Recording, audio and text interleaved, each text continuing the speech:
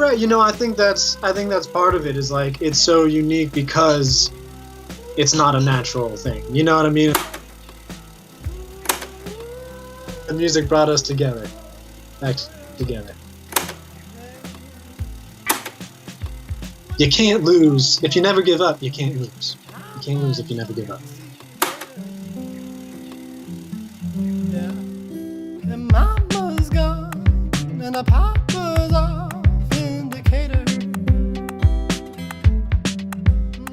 Well, now you got eyes and now you should. Hey, this is Dan from Dan and Drum, and this is Makings of an Artist. Anyway, I got eyes and I can see that you're comely. Well, tell me who's that boy over there? No, making eyes, making me stare. Oh. Well, I don't know your name, but can I call you Mona Lisa? All right, welcome back, everyone, in the Makings of an Artist podcast. My name is Sebastian Cowsill, and today we have with us the power Growl Pop duo from LA with one of the most unique sounds I have ever heard, Dan and Drum. How are you doing today, man? Thank you for being with us. Yo, I'm good. Thank you for having me, man. How are you doing? I'm doing all right. So today we have Dan with us, and what's Drum up to today? Where's Philip at? Let's see, where's Drum? You know what? Drum's probably getting some Crimbus shopping done, dude. Drum is working on he's in the studio. Couldn't get him away. I see. Are you guys apart from each other often? I saw sometimes you guys are traveling while the other is working on music and sending it back and forth. Is that common? That was more of a thing before. Like, you know, I went to college, and when I did, you know, it was at a remote distance, and so at that time we had to like send stuff back and forth. But we grew up together. Like, we grew up down the street from each other, so we were always together then. And then now we just like live in LA together, and not together, but we're both in LA. Yeah. Right. Yeah. So you guys were both born and raised in the suburbs of LA, though, like you just said, now known each other since preschool. How crazy has it been for you guys being friends for so long and now making music together? Yes, it is crazy. I mean, the music has been part of it probably since like 12 or 13 or something. But yeah, I mean, the craziest part is just like, why were we friends? Like, why did we decide to be friends then? You know, like as 5-year-olds or whatever. It's just like, what were we basing that on? You know, like, did the other one smell like a good person or something? I don't know. But that's the crazy part to me. But other than that, it's felt very normal and natural. Just we're family, you know? That's awesome. And were you guys, I was going to ask that, were you guys both close friends at first, or did you guys take a few years to kind of warm up to each other and then got into the music? That's a good question. I mean, you know, your relationship kind of has its like ups and downs, right? So like, I think more like early adolescence, like 10, 11, 12, we probably drifted a little bit. But then I think the music is what brought, like, he's more of a cool kid, kind of, you know? He was more of a cool kid than I was. But then the music made me cool. So then we kind of know the music brought us together, back together. But that was probably the most distant we've ever been. Mm-hmm. So music was something for both of you guys that you were interested in from a young age, or something you took up later? I mean, not like as kids, we definitely just like played basketball and stuff, you know? Like, I definitely wasn't into music. Neither was he. Like, what he listened to, like Linkin Park or whatever, you know? Like, I listened to Weird Al, I believe. And, but then something weirdly just clicked in me one day, like when I was 12 or 13 or whatever. I don't know what it was, but I just like walked out of the Garfield and just like, I got to get a guitar. I don't know if there was a guitar in there, but for some reason that happened that day. And then when I did the music, I got my friends into it, basically. And so then that's how I see. And so before there was Dan and Drum, there was Ramshackle. And I was just curious, how was working with Emily Osment and being in that group? How did that come to be? Yeah. We got Sean Evans over here, dude. Hot ones, bro. Doing the research.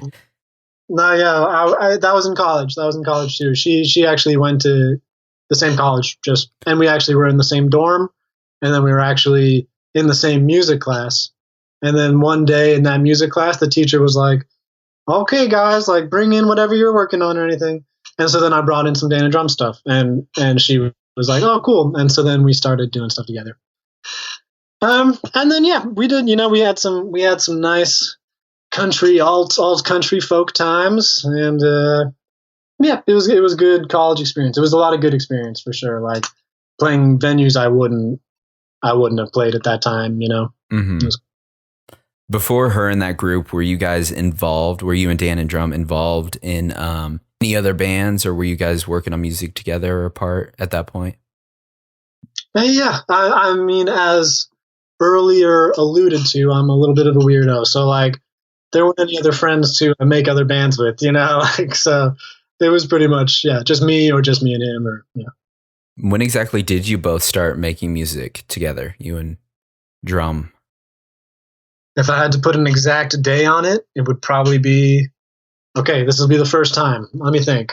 It would have to be the Christmas of, sorry, I'm taking a second. No, you're good. How old were we? It would have to be the Christmas of like 2008 or something like that, because that's when he would have got the drum set, And that's how it would have started. What caused you guys to come together? Just that bond of both of you guys being attracted to making music, or was it something else? I mean, we were just already friends. We were already hanging out, and like your kids, like you're just looking for something to do, basically. And I was just obsessed with music. I just randomly happened, and I that became something I was obsessed with. And then my friends were just like, "All right, cool, let's do that." Was that something you were doing? You said you were doing it just for fun at the time, or were you kind of looking to take it elsewhere in the future?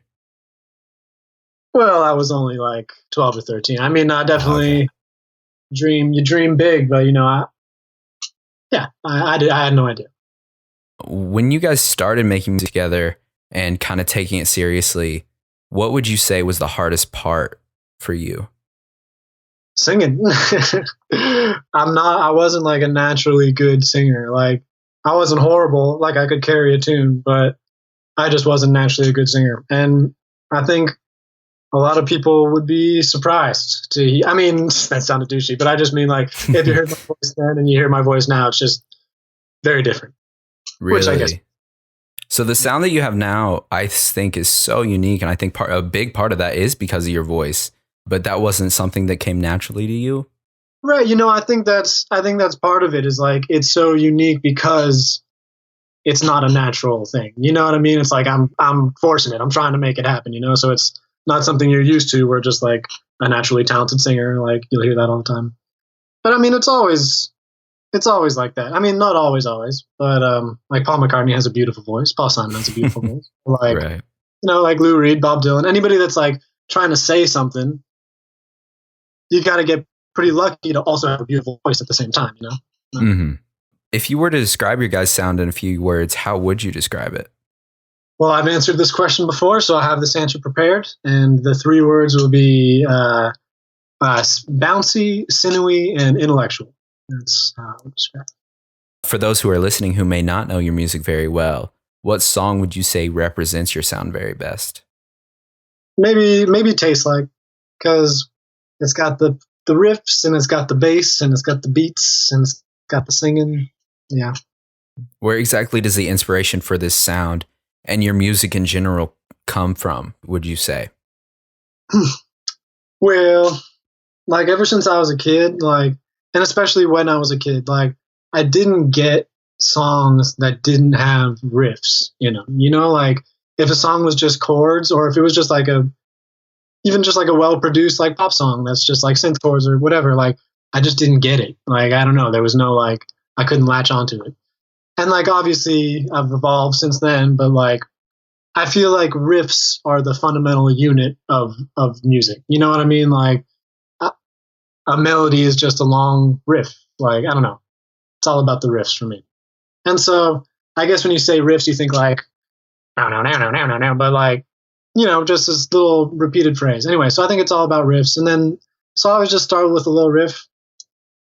It's just about the sick riffs and the fat beats, Like you gotta riff, and then you gotta bring the boom bap underneath. That's essential. Like I just really love rap. I really, really love rap. Like I probably listen to mostly rap since I was like 18 or whatever. It's just why can't the rest of the music have that drum and bass? Like why don't people do that? I don't understand. I'm sure plenty do, but most don't. That's a unique answer. I wouldn't expect from your sound rap to be a big part. Was that something that inspired you too from a young age? Was that something you listened to as well before 18? Not too much. Like it was mostly like Beatles, Rolling Stones, like classic, Chili Peppers. I do love the Chili Peppers, dude. I mean, like everybody loves the Chili Peppers, but I feel like they don't get quite enough credit. Like it's all like, oh, frat bros like Chili Peppers, but they're one of the best. Yeah, so it was all like that, and then I got into rap, and it's been rap ever since. But like the very best is Young Thug. I have to say, I must assert it here and now. If like top 5 influences, Young Thug is definitely on that list. Who are the other 5 or the other 4? I mentioned Chili Peppers, Mm-hmm. definitely. I mean, they're just the best. Like you can say what you want about the songwriting or whatever, but like the interplay of Chad and Flea and John, they're just 3 of the best at their instruments. It's so good. And then as far as just a classic songwriter, Paul Simon. I do love Paul Simon. Graceland is probably one of the best albums ever. Let's see. Cake is maybe my favorite band ever if I had to put a number 1 on it. Just the combination of songwriting, or just songwriting, let's just say. And I'm going to leave the 5th spot to be miscellaneous. Modest Mouse, the Beatles, Mm-hmm. Kanye. I love Kanye. Kanye might be number 5. I don't know. So when making the specific sound that you made and kind of finding your voice, what attributed to finding your voice? When exactly would you say you found it, and how did that come? I like this question. It definitely is a gradual thing. Like I think it's a gradual thing. I have my voice more now than I ever have, but hopefully I'll have it a little more, like in the future. Like some of the songs on Growl Pop are from an earlier time when I didn't have my voice as much as I did as other songs on Growl Pop, and maybe that's not noticeable or whatever, but that's definitely how I feel. And I feel like I have way more of my voice now than Growl Pop, like a lot more. I don't know. So I guess constant work in progress. But I guess the first time I really felt like, okay, I can let other people hear this now was like pretty late compared to other people. It seems like 18, I was recording stuff and sending it to people, but I still wouldn't have like released it. Mm-hmm. And probably not until like, it would have been like 20 or 21, maybe 22. Specifically looking at Growl Pop compared to your newest material like Golden Showers and Theoretically You, it's obvious that your sound has evolved immensely and kind of just been refined over the years since the 2017 release of Growl Pop. How exactly would you say that album has contributed to this? What were some things that you learned while making it, both during and after, that you have since taken with you in your song creation process? Yes. That is a hard question. That's good. These questions are good, man. I'm liking them. But that one is a little more challenging to me, just because I'm mostly just thinking about right now how hard it was to record this album. Like I've kind of almost forgotten what it was like to do the first album, just because these last like 2 years are all that's in my brain right now. And the last 2 years were hard, dude. Like it was doing this one, because I feel like it's the second thing is always the hardest. Like the first thing, you have a rough idea what you want to do, and you just do it, and you're like, okay, let's see what they think, and it's like fun, and you just try it and whatever. And then the second time, you're like, okay, I know it was good about that, and I know what I want to fix about that. But then when you fix some of the stuff, you end up fucking up the other stuff, and so then you have to like fix it again. And so that's why the third thing is always better. But yeah, that's what I have to say. But saying that, I do feel like this second album is like 10 times better than the first one. But that's anybody who's making it is going to think the same. So Very true. Well, I only have a couple questions left and then I'll let you go. But the first is, what's one piece of advice you'd give to artists who are starting out? if you really want to do well, the whole point is just getting your music in front of as many people as possible. Just making the best music possible and getting it in front of as many people as possible. So if you're just like going to play a show at the venue in your city every weekend, that's not going to do it. You got to use the internet. The internet is key. And I hope everybody knows that by now, but I feel like there are some people that don't, or don't appreciate it enough. Like, I'll say that. And then I'll also say, you can't lose. If you never give up, you can't lose. You can't lose if you never give up. It can't happen. It's impossible. Very wise. And the last one is looking forward.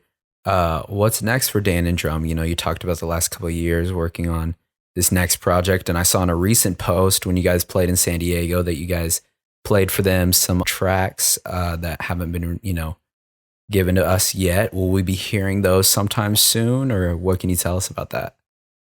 Absolutely. We will be, the album is like, it's been a long one, and we keep like thinking it's almost done. So we keep saying like, hey, almost. But legit, like it's about to be like 11 totally new songs, and then like a couple of the ones you've heard like put on there. But then 11 totally new songs, and 9 of them are like in the can. They're done. I'm not even touching them. They're done. And then these last 2 are just they're done. They're also done. And so we're coming out.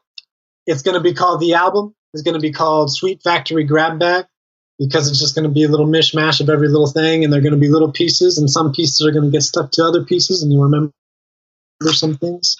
Some little sugar bits are going to get stuck on salty bits. But we're going to release it as like a series of EPs, because there's like, each is like its own, there's a couple little genres in there, So we got like Growl Pop was the first one, right? So this time we got Suffer Funk, and we got Sound Baths, and we have Wonder Jams. Each one's better than the last. What can I say? So the first one, we're still working out the plans, but this is my personal guarantee to you, no later than March. March is the absolute latest, and probably February will be the first one come out, and then the next one come out a couple weeks, and the next one come out a couple weeks. Awesome. That is incredible. Excited too. Well, whenever you guys do release some new music, we'll definitely be on it. But thank you for taking the time out of your day to appear on the show. If people are looking for you, where can they find you online? What is your social media, or do you have a website or anything? Just Dan and Drum on Instagram and dananddrum.com. You can see nice little pics of us on Instagram, and you can actually, all the lyrics have recently been added to the website, so you can find these on there too. Good times. Thanks for having me, man. It's been good talking. Of course. Go check them out there. Go look them up on all streaming platforms that you can. And again, thank you for spending time with me. Hope you have a good one, man. Thank you, sir. Appreciate it. See ya. Thank you to Dan from Dan and Drum for taking the time to talk with me. And thank you guys for tuning in. Don't forget to subscribe, follow us on social media, and throw us some downloads and ratings on iTunes. Become a member of our Patreon as well to get these episodes a week early, as well as other perks like monthly bonus episodes, merch, and more at patreon.com/MOAA. As always, though, we'll see you all in the next episode. Oh, well, can I call you sometime soon, girl? I just want to know if that's all right. Know that I might seem awful rude. I'm just blinded by your light.